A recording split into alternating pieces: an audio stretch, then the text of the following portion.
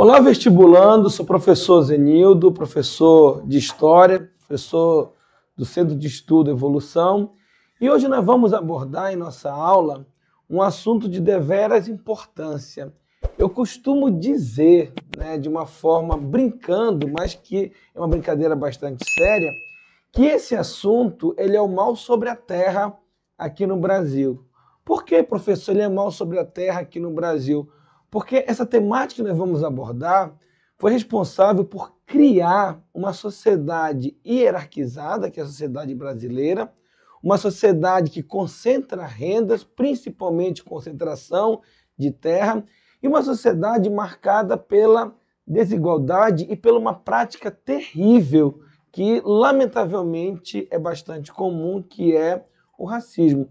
Então, na aula de hoje, nós vamos analisar o processo de origem desses acontecimentos, que é a economia açucareira e a escravidão, que são dois assuntos que estão interligados, São dois assuntos que eu posso falar que são assuntos atemporais, porque eles aconteceram naquele momento histórico, mas até hoje eles repercutem em nossa sociedade.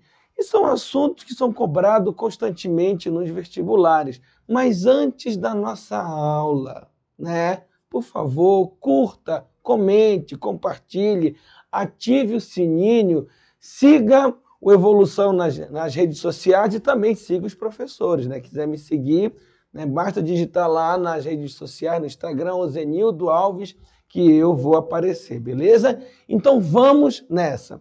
O que é que nós podemos falar sobre a economia açucareira e a escravidão? Primeiramente, nós temos que analisar o contexto da época. O que estava acontecendo na Europa no decurso do século XV, XVI, XVII e XVIII, E nós sabemos muito bem que a América ela entra na história da Europa nesse contexto que nós chamamos de grandes navegações, que começa no século XV, a partir de 1415, aí nós vamos ver os espanhóis chegando com Colombo aqui em 1492, e depois os portugueses chegando aqui, ou acá, com o Cabral em 1500.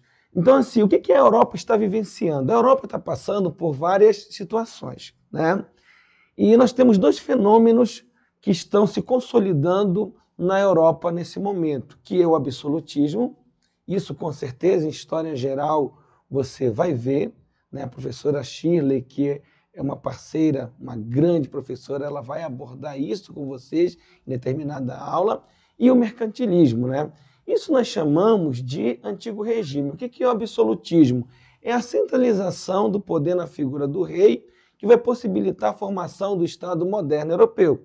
O que é o mercantilismo? É a intervenção do Estado na economia para organizar essa economia.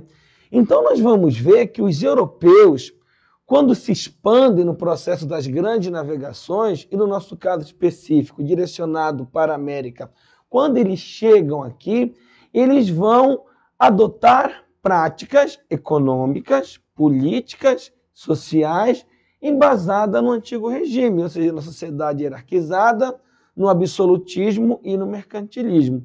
E no caso, quando a gente fala economia açucareira e quando a gente fala escravidão, nós temos que entender isso, que essas práticas elas estão diretamente relacionadas ao mercantilismo, que é a intervenção do Estado na economia, que visa encontrar várias formas de potencializar economicamente o Estado europeu, de dar lucro. E o mercantilismo ele tem essa característica, Lucro para o Estado europeu. Então, a colonização europeia no continente americano, e no nosso caso específico, a colonização portuguesa no Brasil, na América Portuguesa, ela vai estar embasada, ela vai estar ligada aos princípios mercantilistas, a encontrar estratégias que vão dar lucro para o Estado português. Então, todas as atividades econômicas montadas, a organização social, a organização política direcionada à América Portuguesa, direcionada ao Brasil e Portugal, estava inserido nisso, possibilitar né, lucro para o Estado português. E aí que adentra a economia açucareira e aí que adentra a escravidão. A economia açucareira ela vai ser de deveras importância porque o açúcar é um produto bastante valorizado no mercado europeu. E os portugueses conheciam as técnicas de produção. Os portugueses aprenderam as técnicas com os árabes, né? Nós sabemos muito bem que durante muito tempo, antes de nascer Espanha, de nascer Portugal, os árabes dominaram a Península Ibérica por quase 700 anos, né? Chegaram a invadir a Península Ibérica lá no ano de 711 e os últimos árabes foram expulsos da Península Ibérica em 1492. E eles vão deixar vários legados para a cultura dos cristãos que vão dar origem a Portugal e vão dar origem à Espanha. E no caso dos portugueses, eles vão entrar em contato com a economia açucareira. E quando os portugueses desenvolvem um projeto para colonizar a América Portuguesa, o Brasil, né, eles vão introduzir a produção do açúcar, que era um produto extremamente valorizado. E para potencializar essa produção, para dar lucro para essa produção, eles vão utilizar uma grande quantidade de mão de obra, só que eles não querem pagar salário. Eles não querem gastar. O mercantilismo não visa gasto, eles querem lucro. Então eles vão utilizar não trabalhadores livres, eles vão optar pela utilização da mão de obra escrava. Então é isso que a gente vai, né, logo de cara, analisar nas nossas características. Nós temos que entender que no processo de colonização da América Portuguesa, no processo de colonização do Brasil, né, nesse contexto do antigo regime europeu, os portugueses eles vão desenvolver aqui no Brasil uma estrutura econômica embasada no mercantilismo, ou seja, essa embasada no mercantilismo visa lucro. E é aí que entra, né, a economia do açúcar e entra a escravidão. Por quê, professor? Porque eram duas atividades lucrativas, mas como atividade açucareira e atividade, né, da escravidão, elas serão lucrativas para o Estado português. Vocês vão ver ao longo da nossa aula, né? Mas no caso do açúcar, que fique bem claro, o açúcar era um produto singular. Ele não era um produto vulgar, ele não era um produto comum, né? Ele era um produto especial.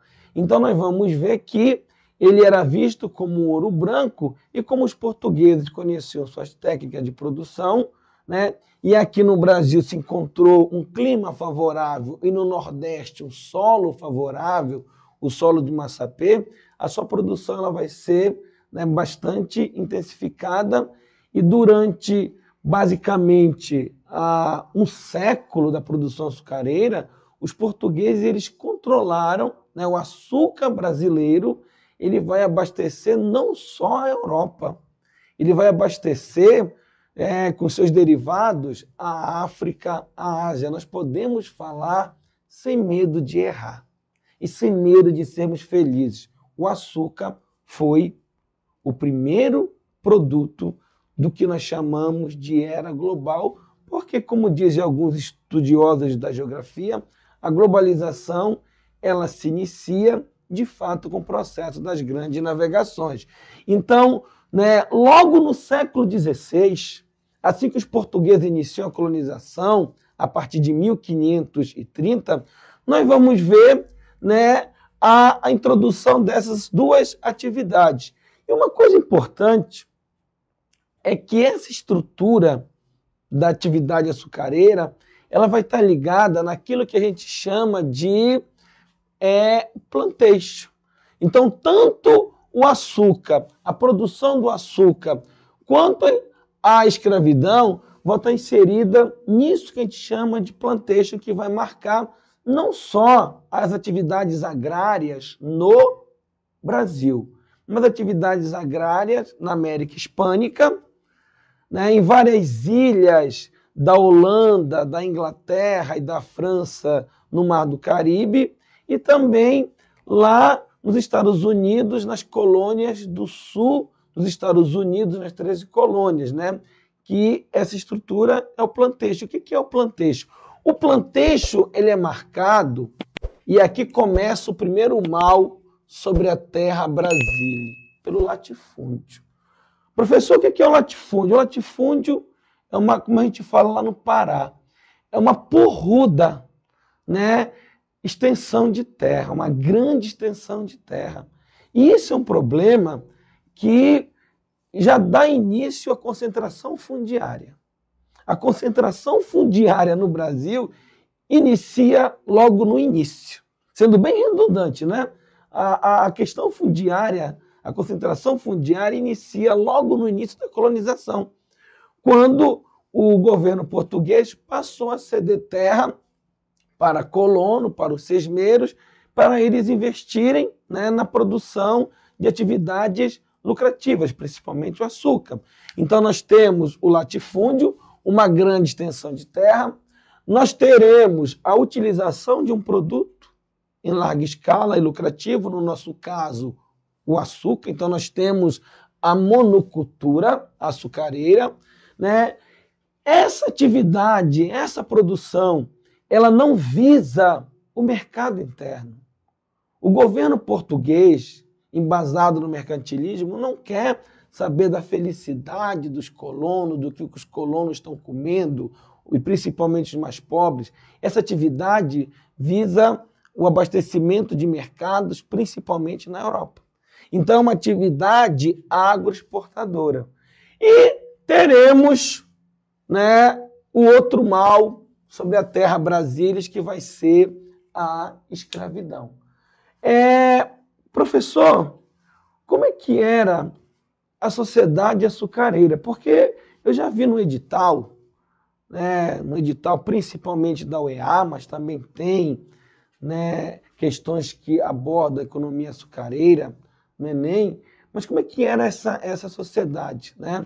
Na UEA tem bem claro, né, está bem específico, e a VUNESP ela adora abordar esse tema, que é a sociedade colonial brasileira, no século XVII, XVIII.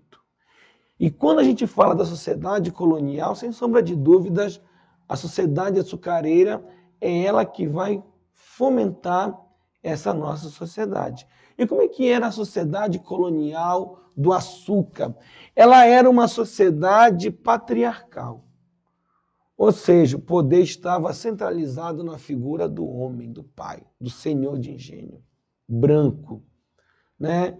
E nós vamos ver a exclusão da maioria da população, e principalmente de grupos minoritários, né? Nesse caso, os indígenas, escravos, mestiços ou os chamados cristãos novos, que eram judeus que eram obrigados a se converter ao cristianismo, ou muçulmano também que eram obrigados, né? Então havia uma grande segregação, né? A gente vai ver que ela era patriarcal, o poder estava na mão dos homens, a mulher não tinha direito e era uma sociedade hierarquizada. A etnia, ser branco, já era uma coisa privilegiada, como hoje também, entendeu? Desde aquele momento, ser branco já era diferente. Ah, professor, mas até o branco pobre, porque ele era pobre, mas era branco. E na hora que o Senhor ia favorecer alguém, ele não vai favorecer o mestiço, ele não vai favorecer o escravo, ele vai favorecer um branco, porque ele se identifica etnicamente, né, com esse branco. É isso que vocês têm que entender. Então nós temos uma sociedade hierarquizada, excludente, uma sociedade rural. Por que rural? Rural porque a maioria da população vivia no campo.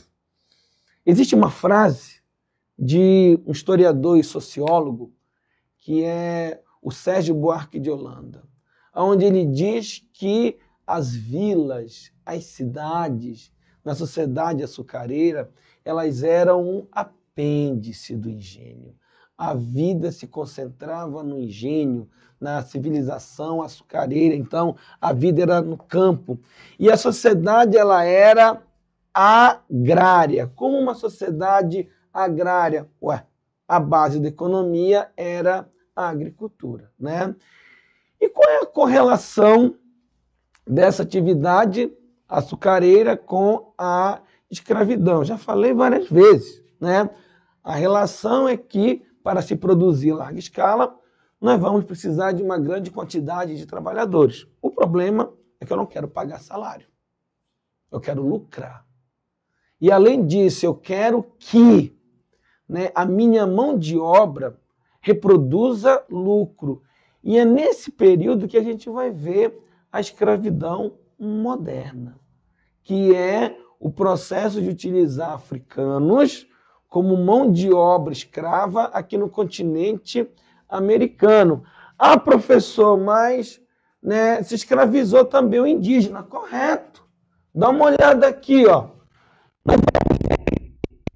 A escravidão, no início, no princípio, nós teremos a situação. O indígena ele vai ser escravizado, né? Inclusive, nós vamos ver várias leis, e a gente vai ter aula de Amazônia, se não for comigo, vai ser com o professor Melo, que aborda as legislações que vão organizar o trabalho indígena no Brasil e na Amazônia. Mas, de fato, né, primeiramente, o indígena vai ser escravizado. Só que a partir... Aí existem debates, existem autores que dizem que os primeiros africanos chegaram a partir de 1531, mas oficialmente a gente diz que os primeiros africanos chegaram em 1549 com, né, o Tomé de Souza, que criou a primeira capital do Brasil, que vai ser Salvador, né? Então, assim, o indígena ele vai ser, de fato, escravizado, e a partir de 1549, nós vamos ver a introdução do africano. Ah, então quer dizer que depois que o africano foi introduzido, a vida do indígena melhorou. Mano, até hoje a vida dos nossos povos, né, eles não é uma vida boa. É uma vida marcada pela luta. E isso foi uma marca no período colonial, porque coexistiram duas práticas de escravidão, a escravidão africana e a escravidão indígena, né? Até 1757, quando nós vamos ver o fim da escravidão indígena, quando vai ser criado pelo Marquês de Pombal, né, que o nome dele era Sebastião José de Carvalho e Melo, vai ser criado o Diretório dos Índios, o Diretório Pombalino, que acaba com a escravidão indígena lá em 1757. Mas é isso que nós temos que entender, que de 1549, né, até 1757, o indígena ele vai também ser utilizado como escravo. Mas, assim, isso é uma realidade, né? O Estado português ele vai incentivar, ele vai preferir a todo custo que os colonos utilizassem o africano como a mão de obra. Por quê? Né? E é isso que é interessante, isso gera um debate bastante problemático, porque as pessoas veem consenso comum. Por que se substituiu o africano, né, substituiu o indígena pelo africano? Porque nós vamos ver que ao longo dos anos explode o número de africanos escravizados e vai diminuindo o indígena. Nós temos três fatores que explicam isso. Não tem nada a ver com a força do africano, ou que o indígena era mais fraco, ou que o indígena fugia e o africano não. Todo mundo fugia, todo mundo era forte. Não tem nada a ver com essa ideia que o indígena não conhecia agricultura, conhecia bastante. Ah, mas o indígena não conhecia a agricultura do açúcar, nem os africanos, eles aprenderam. Então esses discursos, eles são falaciosos. A realidade é que houve uma depopulação dos indígenas. Houve uma queda, né, populacional devido à mortandade por várias doenças que vão contaminá-los, e eles tinham um sistema imunológico mais, né, frágil comparado com os africanos, que conheciam uma série de doenças. Então se tornou cada vez mais difícil ter acesso a indígena.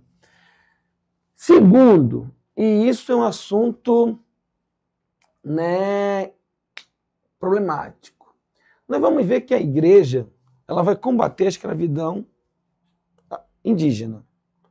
Mas não quer dizer que a igreja, pelo amor de Vargas, apoiou a escravidão africana. Quando eu falo a igreja, estou falando na figura oficial da Santa Sé do Papa, né? Nós vamos ver, claro, que tinham clérigos que tinham escravos. Alguns clérigos até, né, participaram, querendo ou não, de um pequeno comércio, né? Existe um pequeno relato sobre isso, mas não existe um documento oficial da igreja. É isso que nós temos que entender, né? Então nós vamos ver isso. E o terceiro fator é isso aqui, ó.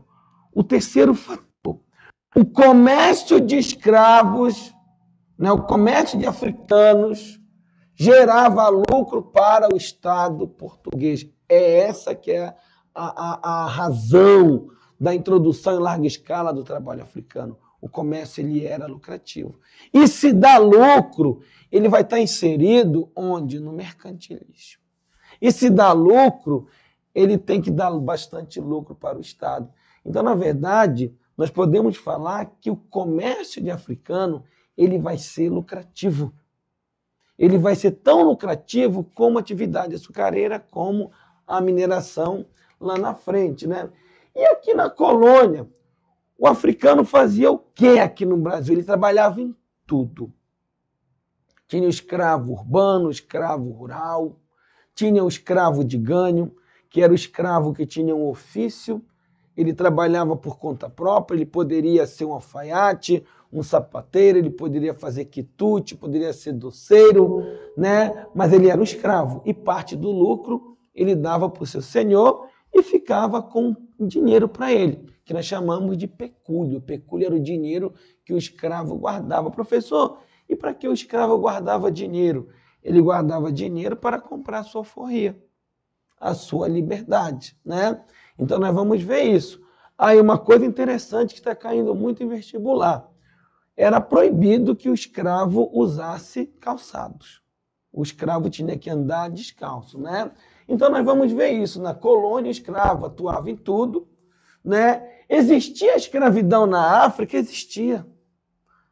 Mas ela era bastante diferente da escravidão que vai ser implantada aqui no continente americano, né? Por exemplo, na África, o escravo ele não era visto antes da presença dos europeus, porque os europeus mudaram a estrutura escravagista na África. O escravo não era visto como uma propriedade, ele era visto como um patrimônio, porque ele não trabalhava para a pessoa, ele trabalhava para a comunidade, para o povoado, para o reino, né? Além disso, o filho do escravo não era escravo, ele era livre, diferente da escravidão aqui na América, onde nós vamos ver que o filho do escravo, escravo será, né?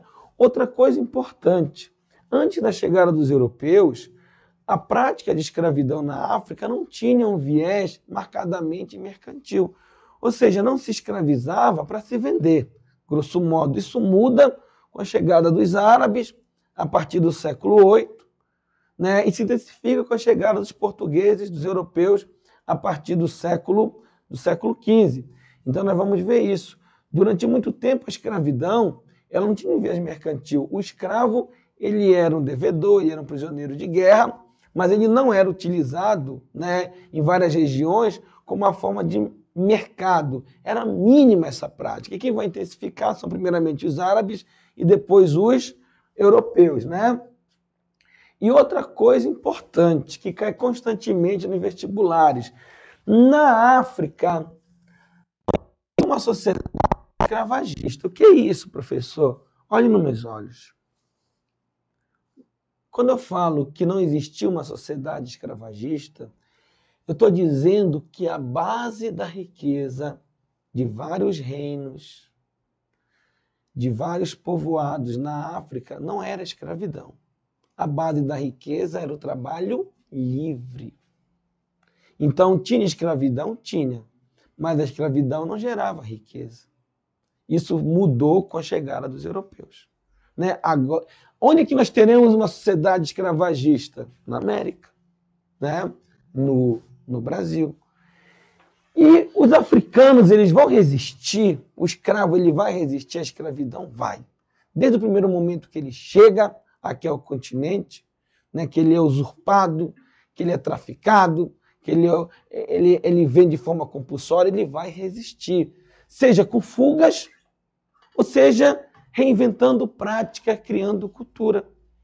Nós vamos ver que na prática da cultura o africano desenvolve a capoeira. Ou seja, já que era proibido ele lutar, ele desenvolve uma luta em forma de dança. Ele desenvolve o candomblé, já que é possível ele cultuar os seus deuses, ele vai associar os seus orixás, as suas entidades, os seus deuses com o santo do catolicismo. Aí nasce o candomblé, por exemplo. Ogum vai ser associado no catolicismo a São Jorge. Iaçã, Oiá vai ser associado a Santa Bárbara, por exemplo. Então isso nós chamamos de sincretismo. E tanto a capoeira quanto o candomblé vão criar um espaço de sociabilidade, numa tentativa do africano em manter a sua cultura, ou parte dela. E essa tentativa vai moldar a cultura brasileira. Não é à toa que nós falamos de africanidade. O que é africanidade? Africanidade é o legado que o africano que veio obrigado, que veio escravizado para o Brasil, para a América, mas nos casos para o Brasil, ele vai nos deixar, seja na música, seja na alimentação, seja no vocabulário, porque a nossa língua está repleta de palavras de origem africanas. Por exemplo, bunda é de origem africana. Então, nós vamos ver que vai ter uma certa resistência, e quando a gente fala de resistência, nós temos fugas e a formação de quilombos. Os quilombos, eles serão milhares de quilombos espalhados pelo Brasil no período colonial, no período imperial, no período que existiu a escravidão. Inclusive hoje, pelo menos oficialmente, nós temos mais de 5.000 comunidades que são de origem quilombolas. Há quem fale que seja mais de 8.000. Aqui na Amazônia, no nosso vizinho lá, que eu sou paraense, no Pará, nós temos um grande contingente. O estado do Pará está entre os 5 estados com a maior presença de comunidades quilombolas. E quando a gente fala de comunidades quilombolas, da presença africana, a gente vai falar da cultura, como eu disse há pouco. É a africanidade, é o legado, é o que a presença africana gerou para a sociedade brasileira, na musicalidade, na culinária. E na culinária, só para deixar bem claro, a feijoada ela não é brasileira, a feijoada ela não foi criada pelos africanos. Claro que eles colocaram mais ingredientes, mas a feijoada ela é portuguesa, viu? Mas nós temos outros tipos de alimentos que são advindo da cultura africana. Então nós temos a dança, nós temos a religião, nós temos o vocabulário, nós temos a capoeira. E nós temos uma sociedade diversificada. É essa que é a característica do Brasil. Apesar de todos os problemas que nós temos, o Brasil ele é pluri. E nós temos que defender a pluralidade e criar perspectivas para inserir pessoas que foram, que são descendentes de pessoas que foram vitimadas pela escravidão, porque, apesar de não termos senzalas hoje, nós temos periferias. E os grilhões da violência do período colonial geraram uma violência que são vistas na periferia com a população afrodescendente. Eu espero que vocês tenham gostado da aula, meu querido. Não esqueça, como eu falei no início, de curtir, comentar, compartilhar, ativar o sininho e seguir o Evolução nas redes sociais. E para fixar o assunto, nós vamos analisar agora algumas questões que foram questões de vestibulares, beleza? Vamos lá, meus queridos, vamos analisar as questões que envolvendo a nossa aula de há pouco em relação à economia açucareira e escravidão. Questão número 1. E nós temos que entender isso, nós temos que entender que as questões que vocês vão trabalhar na UEA, no Enem, elas são questões contextualizadas e são questões que visam principalmente a interpretação de texto, beleza? Vamos lá, primeira questão. A sociedade brasileira organizou-se hierarquicamente pela cor da pele, ocupando os brancos o topo da hierarquia, os mulatos, mestiços e outros pardos, meios, e os africanos escravizados a base.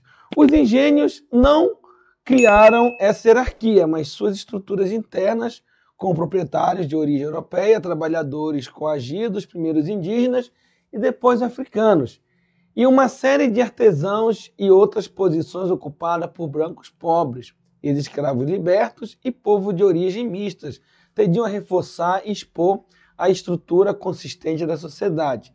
Nesse sentido, os engenhos foram ao mesmo tempo geradores de espelhos da sociedade brasileira durante a grande época açucareira. Essa questão ela aborda justamente a sociedade hierarquizada, a sociedade do açúcar, Isso cai constantemente no vestibular. Vamos lá. O excerto relaciona os engenhos do açúcar no período colonial a letra A, consolidação de estruturas sociais baseada na etnia e na ocupação dos indivíduos. Tranquilidade total. Alternativa à letra A, ela casa justamente com o que nós analisamos sobre a sociedade açucareira, a hierarquia, que em cima estava o senhor de engenho e nos outros grupos, principalmente subalternos, as pessoas de origem escrava ou que eram mulatos. Então nós teremos isso. E a posição, o trabalho que a pessoa tinha na sociedade relacionava a sua posição nessa sociedade. Então a A ela está absolutamente correta. Vamos ver a letra B. Grande mobilidade social. Parou. Grande mobilidade social. A sociedade açucareira, ela era, eu não vou falar que ela era imóvel, mas a mobilidade social ela era mínima, ainda mais se você fosse uma pessoa mestiça. Aí que a mobilidade ela era mínima. Então, falar em mobilidade está completamente equivocado. Letra C. Democracia racial. Gente, democracia racial. Ainda hoje a gente luta para combater o racismo, por inserir a população afrodescendente na sociedade, na cultura, criação de políticas públicas como cota. Então, ainda hoje nós estamos lutando pela questão da democracia racial. Não vai ser no período colonial que isso vai existir, completamente errado. Letra D, diversificação das atividades econômicas fundada na agricultura e no artesanato. Monocultura. Não pode ser diversificada a atividade econômica. A atividade econômica era direcionada a um produto a ser produzido em larga escala, monocultura do açúcar. E a letra E, ocupação do sertão estimulada pela necessidade de novas terras para o plantio. Nananina, não. A atividade açucareira ela é no litoral. Nós teremos outras atividades relacionadas à ocupação do interior, a pecuária e a mineração, mas a atividade açucareira é no litoral, beleza? Vamos lá para a segunda questão. Na coluna do ativo, como na coluna do passivo, seria difícil exagerar o papel do açúcar na história do Brasil colonial. Se ele foi o produto que proporcionou a base inicial solidamente econômica para o esforço colonizador, foi também o que plasmou o regime da propriedade fundiária, instalou a escravidão africana na América Portuguesa e no seu exclusivismo, inibiu o desenvolvimento da policultura, embora estimulando em áreas apartadas a pecuária e a lavoura de subsistência. Ele desenvolveu um estilo de vida que marcou a existência de todas as camadas da população que integrou, reservando, contudo, seus privilégios a uns poucos.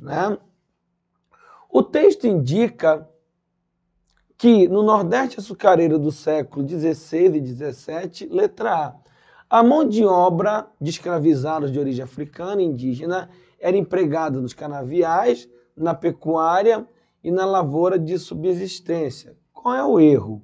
Nós teremos africanos na pecuária? Teremos, mas em larga escala é mão de obra indígena, ou mão de obra livre.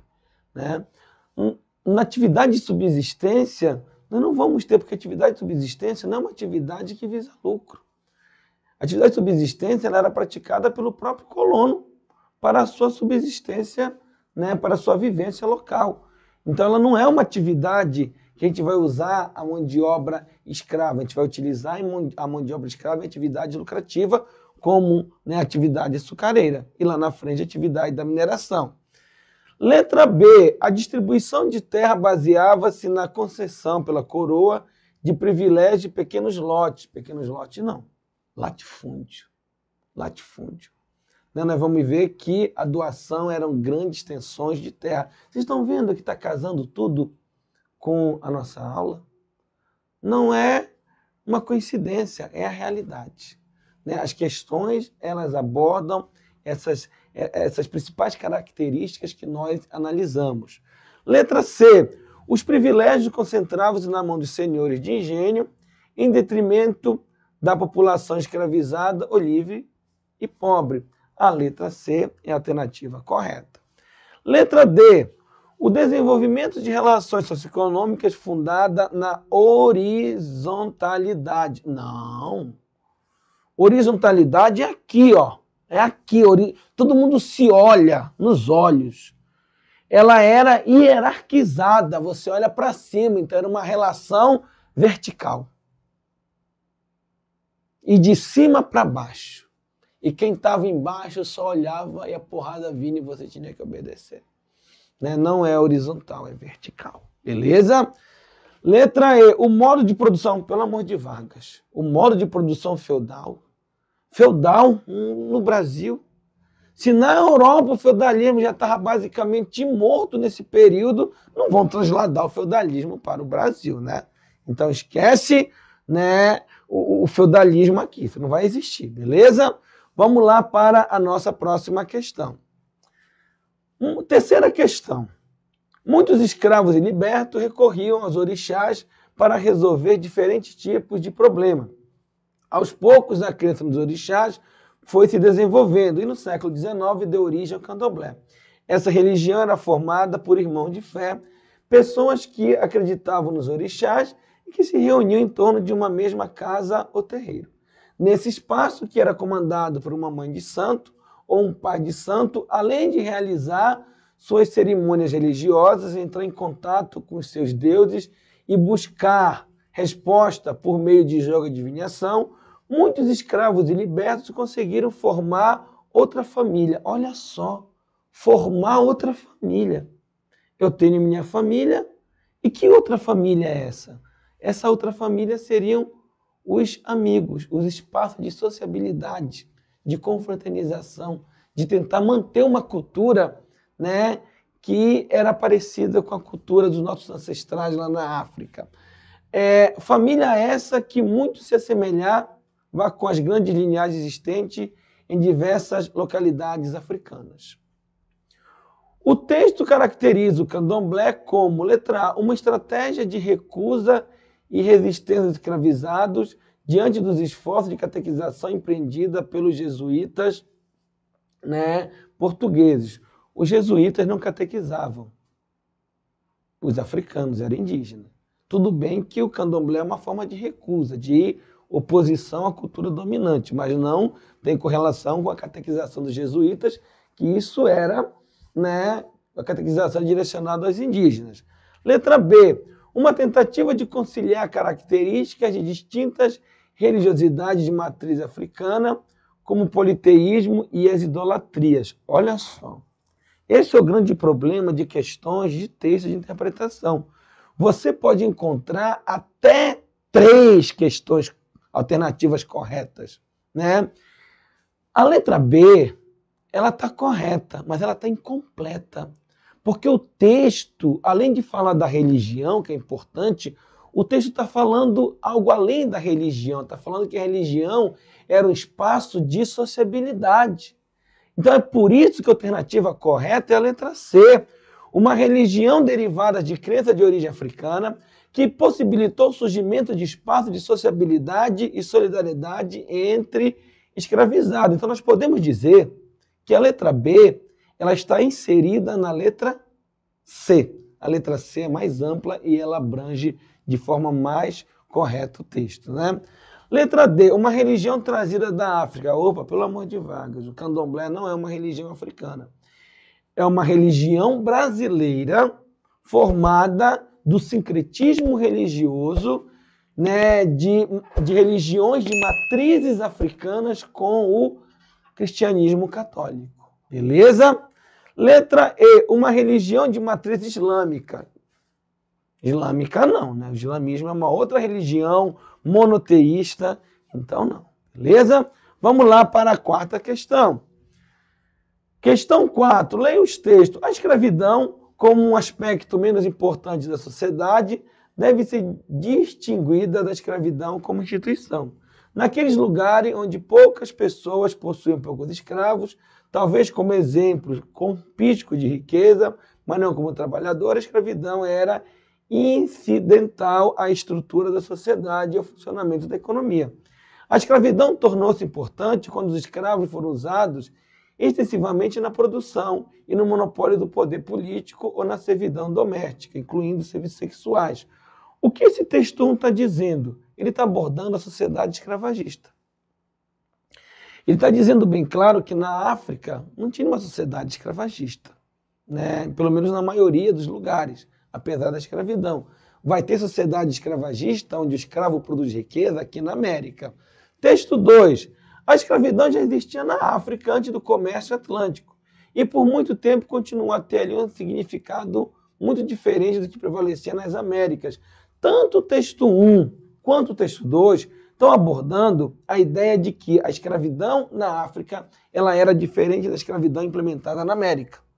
E que na África nós não teremos uma sociedade marcada, né, por ser uma sociedade escravista, escravagista, ou seja, o trabalho escravo não produz riqueza.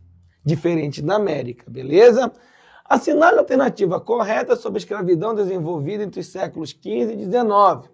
Letra A. O comércio de africanos pelo Oceano Atlântico foi o motivador da escravidão na Antiguidade. Opa!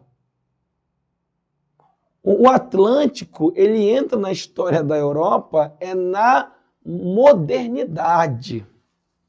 Na Antiguidade, era o Mar Mediterrâneo. Beleza?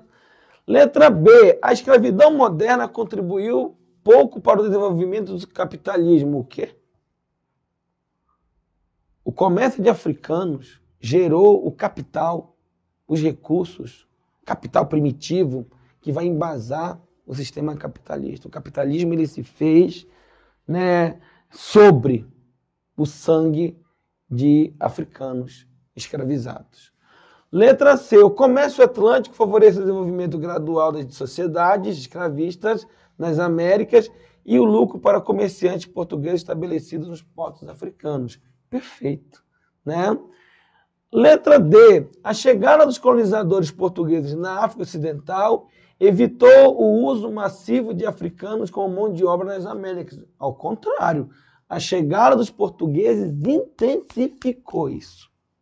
O uso massivo de africanos nas Américas. E, letra E, a escravidão desenvolvida entre os séculos XV e XIX sofreu poucas transformações ao longo do tempo, sendo suas principais características a escravidão por dívida e por guerra. Claro que não.